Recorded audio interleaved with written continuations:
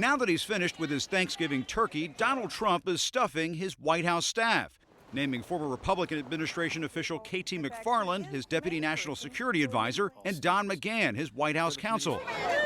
McFarland, a foreign policy hawk and Fox News contributor, accused Russia of meddling in the presidential election just last September. And he said it's not a Russian state entity. And then he smiled. What's that? That's an admission that, in fact, they're doing it. And why do they do it? It's because they can get away with it. But Trump still faces the high-stakes test of choosing his next Secretary of State. A transition source says in addition to Mitt Romney and Rudy Giuliani, retired General David Petraeus, retired Marine General John Kelly, and Senator Bob Corker are also in the running for the post. It's a battle that has divided the president-elect's world into rival factions between aides who see Romney as the safe choice and staffers loyal to Giuliani.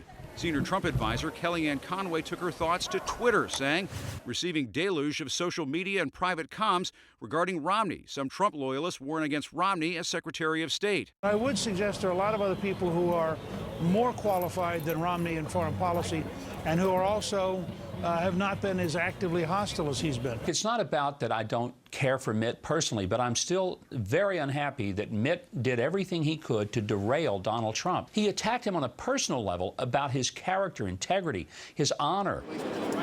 Giuliani boasted about his credentials to the Wall Street Journal, saying, I probably have traveled in the last 13 years as much as Hillary did in the years she was Secretary of State.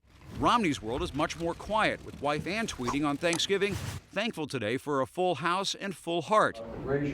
As for Petraeus, the former CIA director who was sentenced to 2 years of probation after sharing classified information with his lover, told the BBC he's open to serving in government again. I've been in a position before where a president has turned to me in the Oval Office in a difficult moment and turned without any pleasantries and said, I'm asking you as your president and commander-in-chief to take command of the International Security Assistance Force in Afghanistan. And the only response can be yes, Mr. President.